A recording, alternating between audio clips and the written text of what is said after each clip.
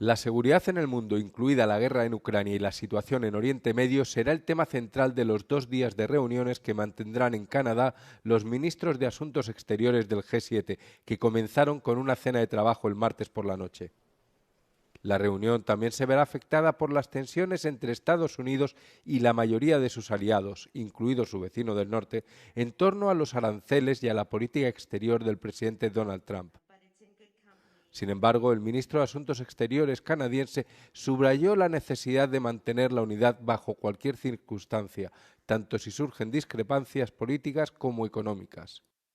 La agenda del miércoles no solo se centrará en el mantenimiento del alto el fuego en Gaza y en poner fin cuanto antes a la guerra en Ucrania, sino que también abordará el acceso a materias primas críticas, la seguridad energética y la estabilidad económica mundial.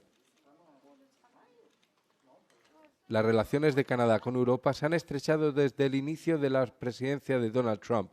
Ambas partes reclaman una política más firme respecto a Ucrania y a la guerra entre Hamás e Israel, al tiempo que reconocen los esfuerzos del presidente estadounidense por consolidar la paz. En la actual reunión del G7 también se abordará la situación en Haití, así como otra cuestión que es prioritaria para Canadá, la seguridad en el Ártico.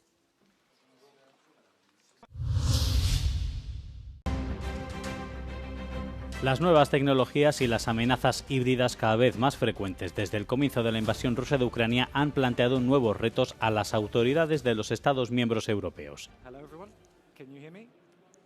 El tema fue el centro de atención en la cumbre web de este año en Lisboa, donde se debatió cómo construir el llamado sistema inmunitario digital para Europa. Para la autoridad judicial portuguesa, la clave es la cooperación entre los distintos Estados miembros, sin olvidar la innovación. Entre otras cosas, porque los riesgos a menudo se perciben en distintos países. Estamos todos a trabalhar em conjunto para perceber de uma forma global quais são essas ameaças. E a ameaça que nós possamos sentir em Portugal provavelmente não é só em Portugal, também na Alemanha, na França, nos países nórdicos, onde quer que seja. La digitalización de los procesos, que también está ocurriendo a nivel de las autoridades europeas, también requiere más atención. O facto das entidades estarem mais conectadas traz-nos, por um lado, risco também conectado, porque quando há incidente num determinado ponto, muito naturalmente ele terá repercussões noutras fases da cadeia, se podemos assim falar. Quando resolve o problema, também resolve o problema de uma dimensão maior. Otra forma de abordar el problema podría ser invertir en la autonomía estratégica de Europa. Esse investimento que a Europa faz em tecnologia tem que ser maximizado, tem que se traduzir em soluções europeias também. Eu não digo que é fechar a Europa do ponto de vista tecnológico, isto não acontece, mas é reduzir realmente a dependência que temos. E nós na Europa temos muita capacidade tecnológica, temos cérebros brilhantes, temos universidades de topo. Então eu acho que estamos no caminho certo para conseguir essa autonomia estratégica que nos torne mais fortes e menos vulneráveis aos ataques do exterior. Num mundo cada vez mais tecnológico, a cibersegurança passou a estar entre as principais preocupações dos países europeus. Cabe agora também às autoridades nacionais atuar de modo a ajudar a construir o sistema imunitário digital da Europa. Emma Gil Pires para a Euronews na Web Summit em Lisboa.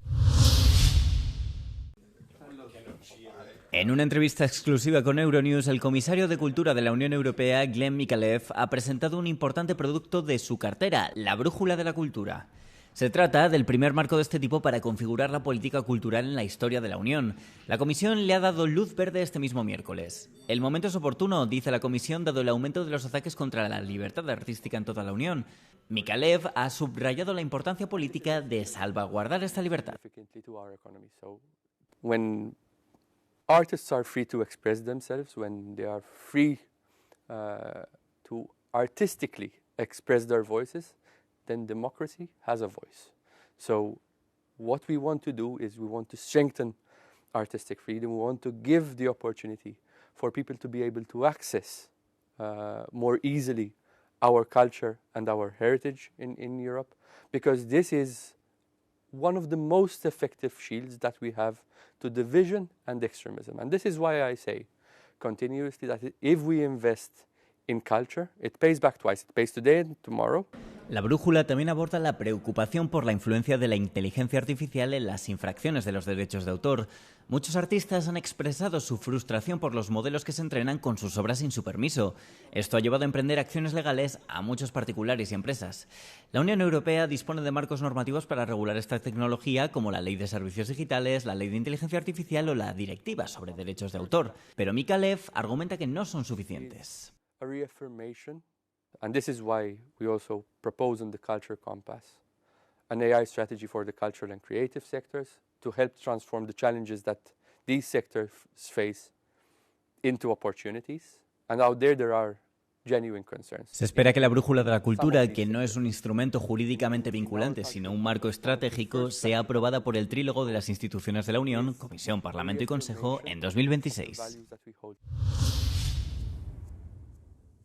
El humor ácido e implacable es a menudo la mejor manera de leer el mundo e interpretar la fase de la historia en la que nos encontramos. Los premios World Press Cartoon, que se organizan en Portugal desde 2005, tratan de celebrar y reivindicar el legado de su máximo exponente en prensa, las viñetas. António Antunes es presidente de este certamen.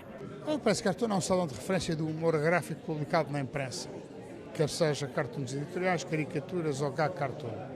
Hoje, com as fake news, com a censura, com as pressões, eu acho que com cartunistas despedidos, jornais fechados, tudo isso faz do World Press Cartoon um salão muito desejado, muito querido pelos cartunistas de todo o mundo. Una estatua de la libertad con la boca cosida por la firma de Trump le ha valido al montenegrino Darko el gran premio de esta edición de 2025. Po mom mišljenju, Trump je stopirao svaku slobodu ljudi u Americi, napravio je granice između Meksika i USA, ima po mom mišljenju vrlo loše planove uopšte i zato sam napravio da svaki njegov potpis zatvara usta La interpretación que el alemán Frank Hoffmann hace de Vladimir Putin le ha hecho merecedor, según el jurado, del gran premio en la categoría de caricatura. Die ganzen Schergen, ob das Putin, Erdogan, Trump ist, die wollen von Cartoons, von kritischen Zeichnungen, von kritischen Medien überhaupt nichts wissen. Und das ist dann natürlich unser Job und da gehört sicherlich ein bisschen Mut dazu, obwohl wir natürlich wir sitzen zu Hause und sind relativ in Watte gepackt und können uns das erlauben. Las caricaturas ganadoras y más de 300 dibujos publicados en periódicos, revistas y páginas web de todo el mundo podrán verse en el Palacio Anjos, en la ciudad de Algués, hasta el 8 de febrero.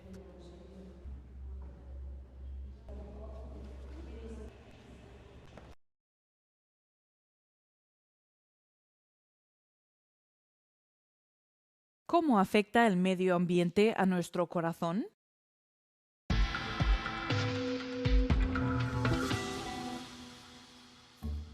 Las enfermedades cardiovasculares siguen siendo la principal causa de muerte en la Unión Europea. En 2022 se cobraron la vida de más de 1,7 millones de personas, un tercio de todas las muertes registradas en el bloque.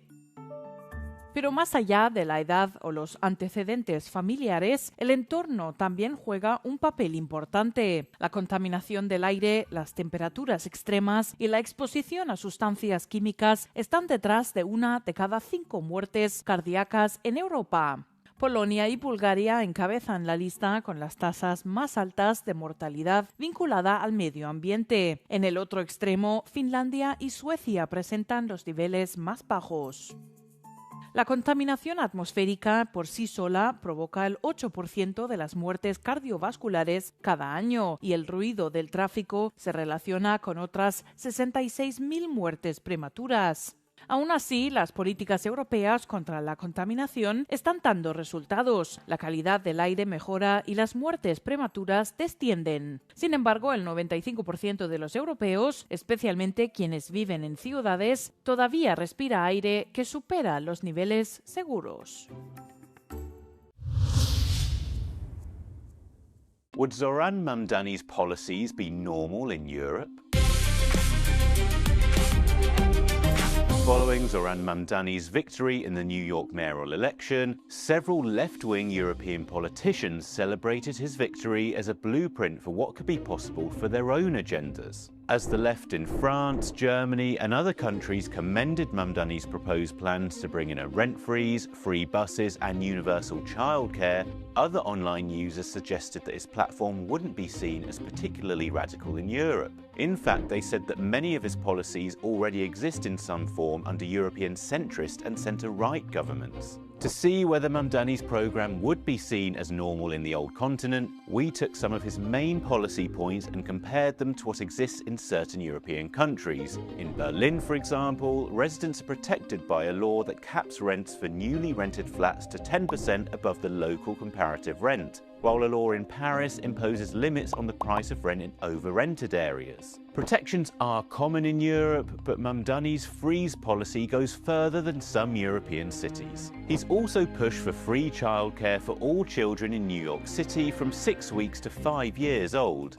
In much of Europe, subsidised childcare is already the standard, and in some cases it's free.